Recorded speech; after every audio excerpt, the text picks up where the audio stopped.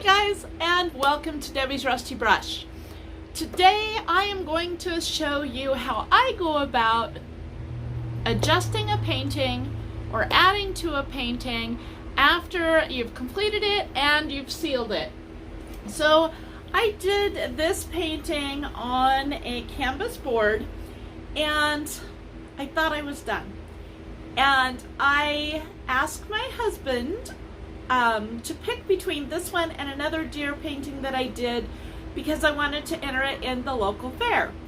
And he picked the other one, and he said the reason why was he had been on a walk that day and with the dogs, and he had saw a fawn, and my jawline is way too big. He said the face is very slender on a fawn, and this is quite a large jawline. So we're going to go in and we are going to fix this jawline. This painting has been done, everything but framing it. In fact, I was getting ready to frame it.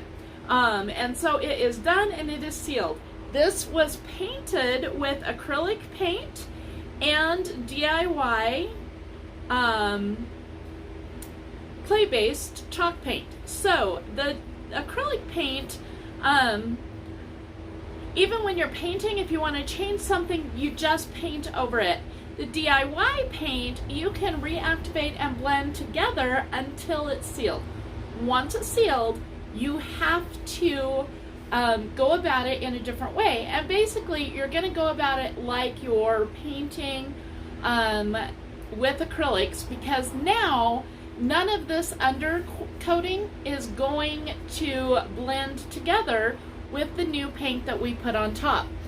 So even though I'm going to be using a little bit of acrylic, mostly DIY or Dixie Belle paints, which would reactivate with water or with moisture, we're going to have to go about this painting like we are fixing something that has all been done with acrylics.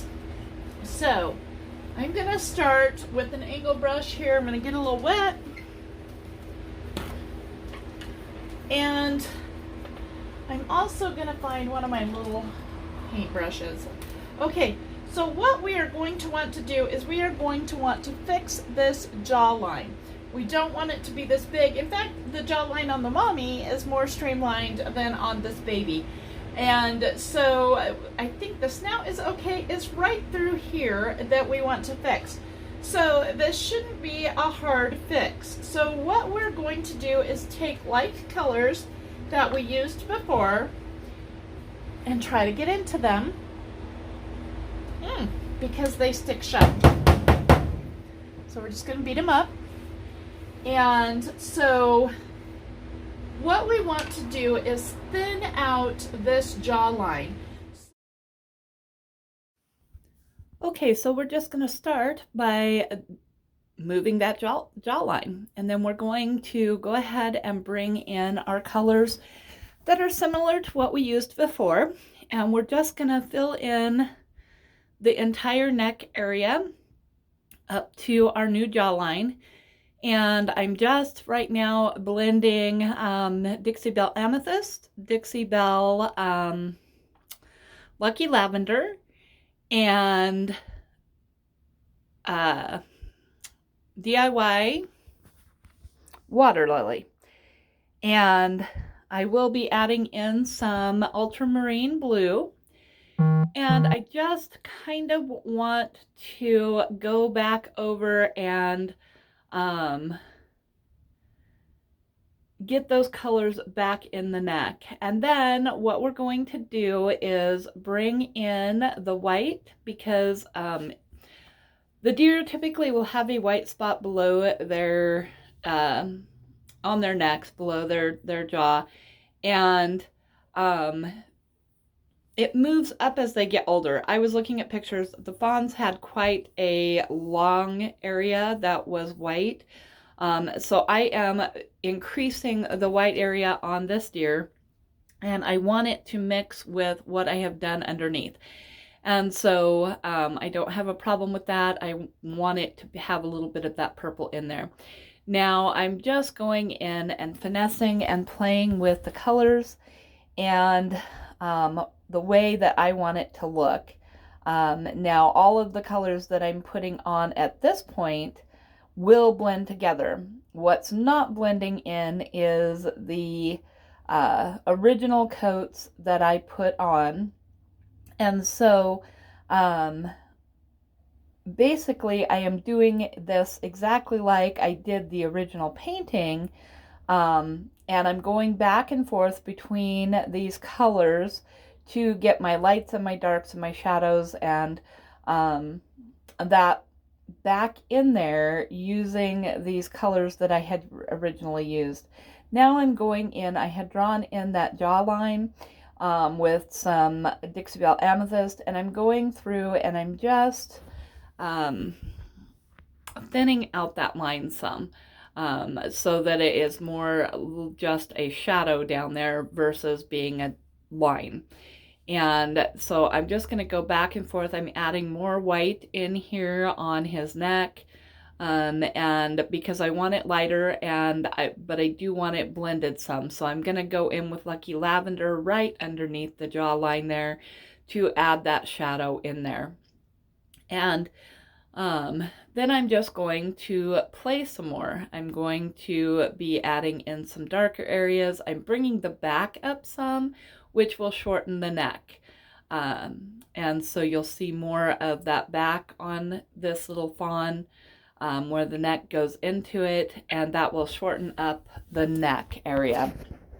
Now, I could have gone through and thinned out the neck, but I didn't think that it was too overly wide. And if I did that, I would have had to completely reblend Mommy as well. And you can do that, nothing wrong with that. I just felt that I could get away without doing that. But I do want to go in here and I want to work on the face a little bit. I'm not going to completely redo the face, but I want to make sure that my colors are cohesive with what I've redone on the neck. Even though I have used the same colors, they've blended together a little bit differently, and I just want to make sure that we look like it is all cohesive and painted together like it originally was, just narrowing that jawline.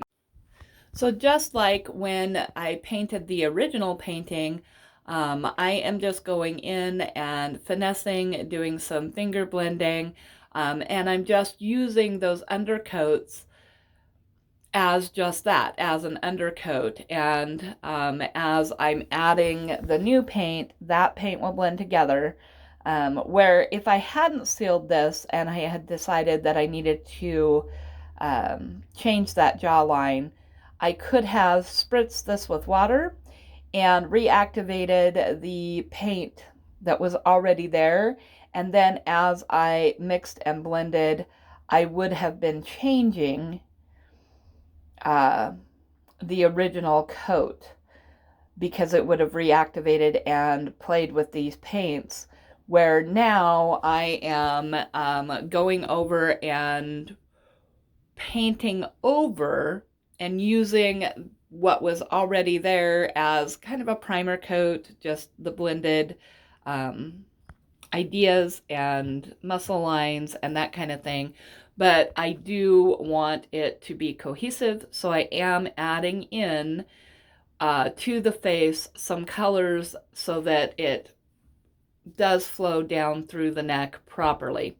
So basically, if you use chalk paint or DIY paint and you use it as artist medium, just remember that once you seal it, you have to go back in and work it as though it is an acrylic.